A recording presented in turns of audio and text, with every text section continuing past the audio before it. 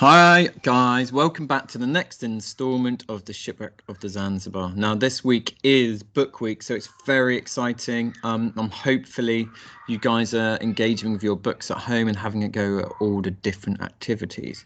Now we're almost finished the Shipwreck of Zanzibar. It's not a long story. So I'm also going to read you later on in this week a story on our team session on Wednesday, plus also I'm going to read you one of my favourite stories from when I was your age. It's a short story, but I'm going to read it as well so you have something else. And it's kind of like a celebration for me, because what's really nice is when you get older, sharing your love of books will be a really exciting thing to do, especially the books that you love with children and sharing them with other children.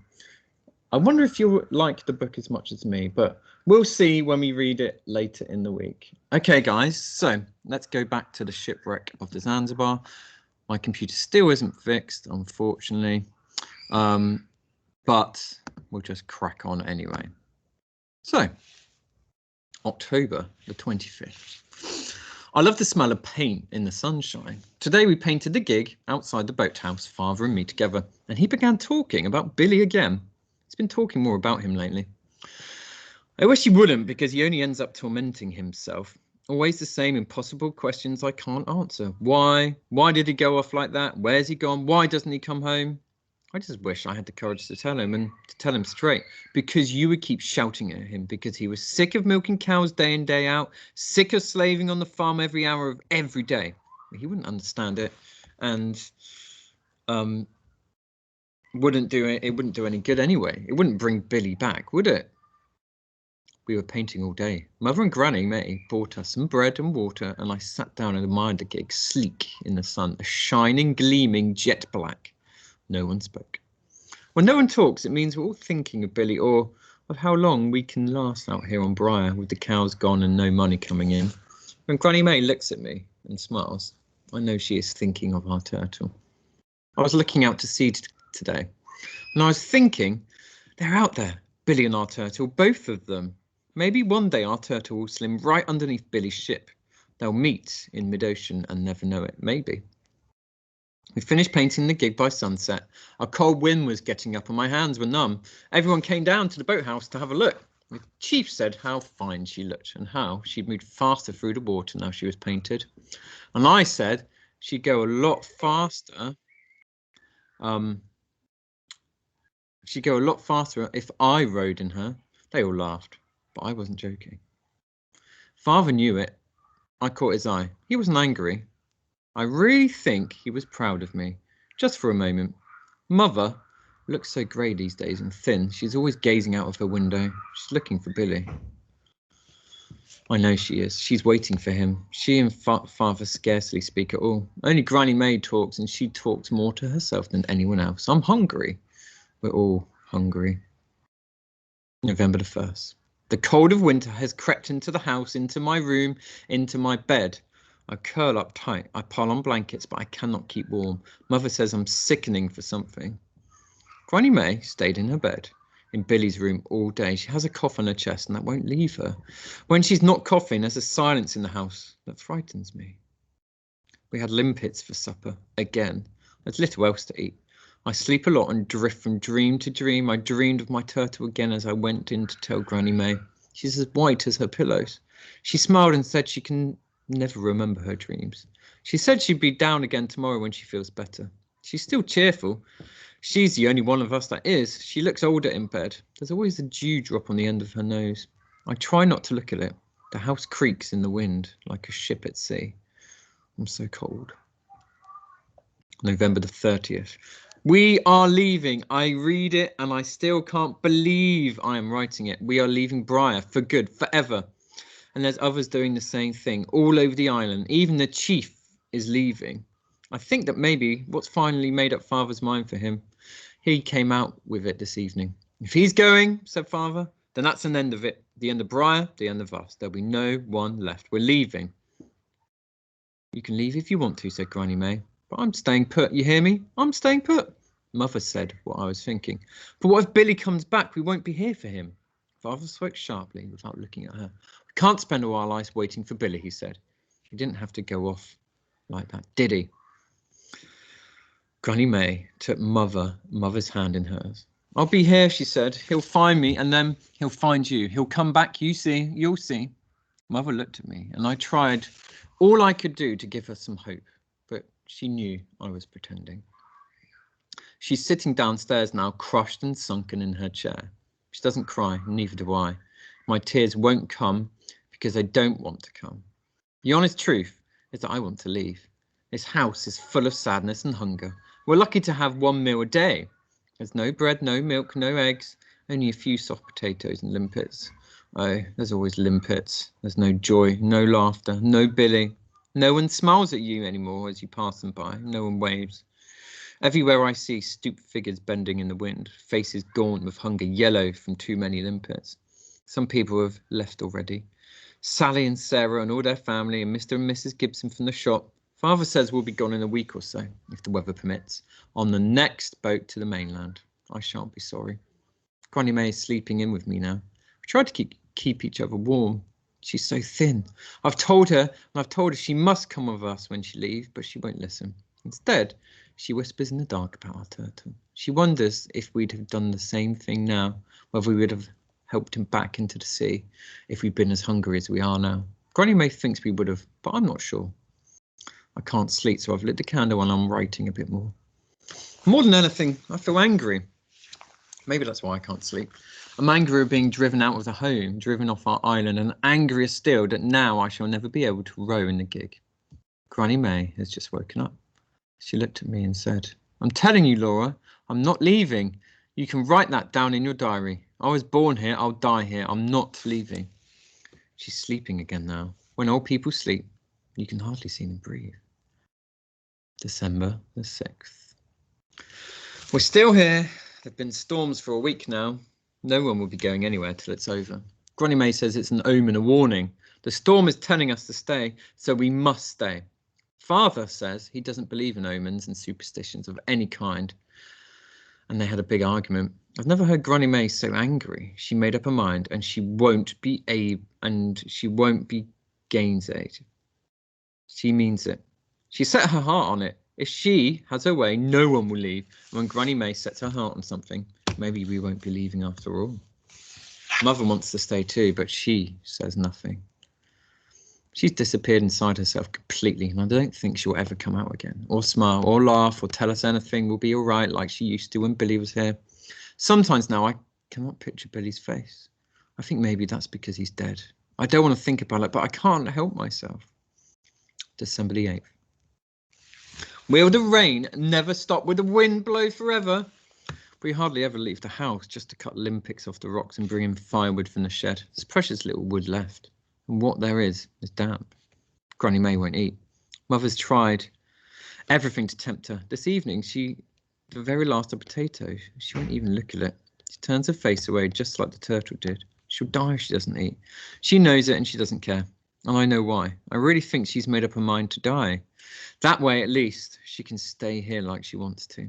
She sleeps most of the time. She's sleeping now beside me and she's talking in her sleep all about the turtle. I can't make any sense of it, but it's a kind of rambling prayer. Not to godlike prayers should be, but to the turtle. She's losing her mind, I think. December the 9th, the wreck of the Zanzibar. I don't know where to begin. Granny May is still asleep. She wakes from time to time and looks up at me fondly. I've told her again and again what's happened today. She just smiles and pats my head. I hope she understands, but I'm not sure she does. I'm not sure I do. Mother sent me out, as usual, to fetch back some limpets or whatever I could find. It was too rough again to fish from the rocks. The storm was worse than ever. There must have been a dozen of us out doing the same thing on Great Porth when someone saw the sail.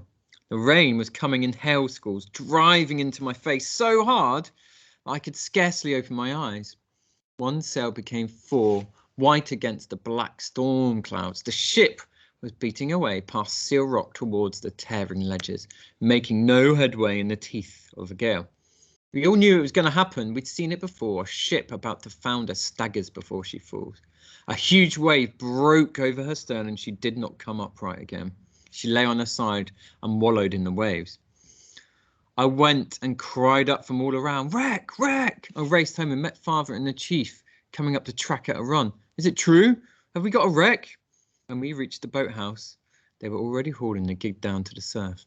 Time and again the crew leapt in and we pushed them out, up to our waist into the icy sea, and time and again they were driven back by the waves. In the end, she was caught broadside on, capsized, and everyone was upturned in the sea. After that, everyone wanted to give up, everyone except the chief. "Rushy Bay, nothing else for it. We'll be out of the wind. We'll launch her there." But no one would hear of it until the school teacher came running along the beach towards us, breathless. "There's men in the sea. I saw them. The ship's gone onto the rocks."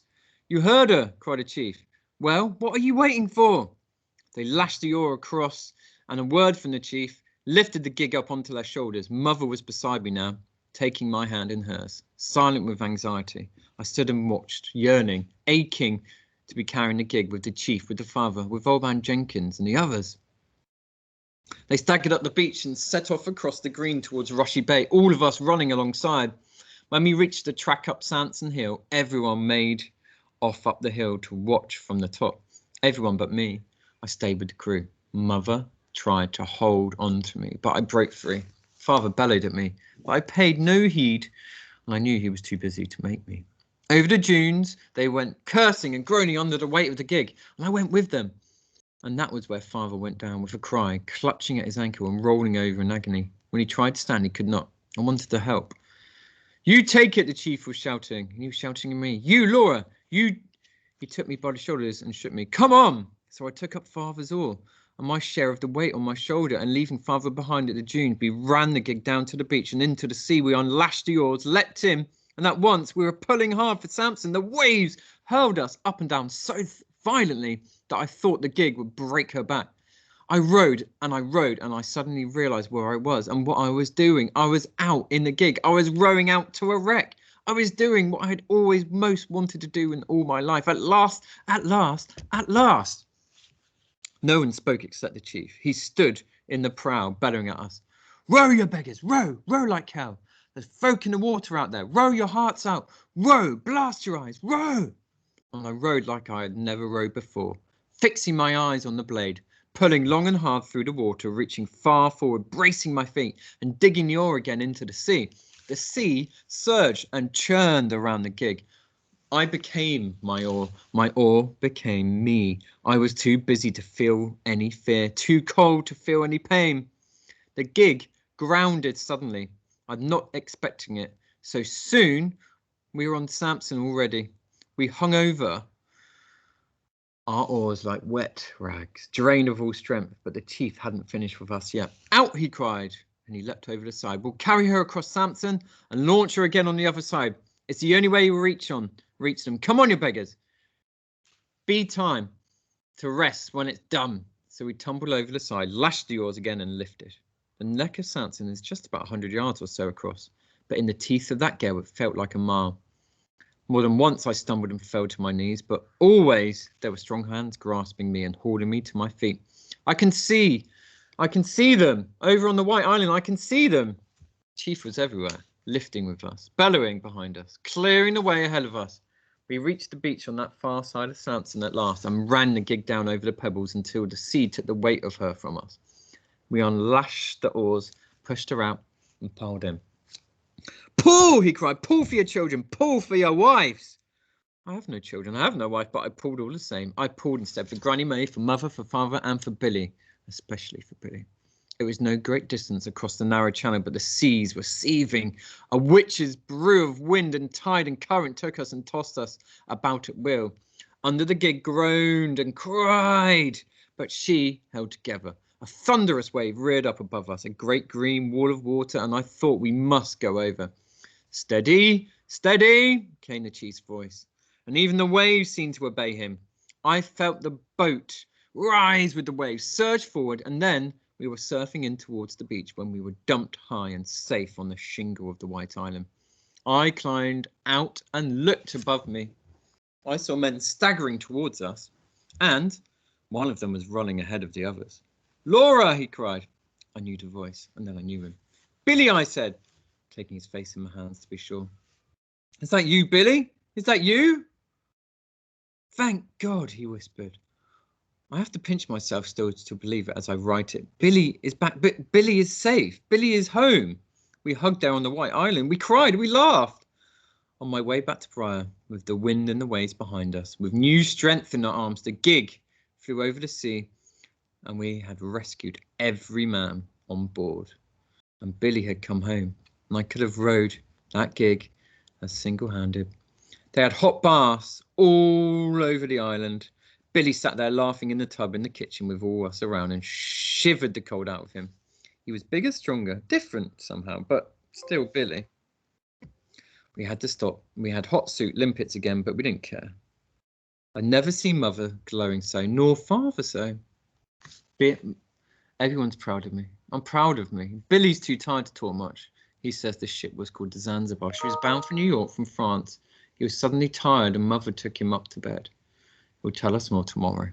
I just told Granny May again that Billy's back. All she says is, the turtle, the turtle. She's asleep again now. I'm so tired. And I'm so happy. Wow, guys, what an amazing, amazing part of the story. We've seen the wreck, but Billy's back. I wonder what's going to happen next. We're going to read the last chapter or the last part of the story tomorrow. Thanks, guys.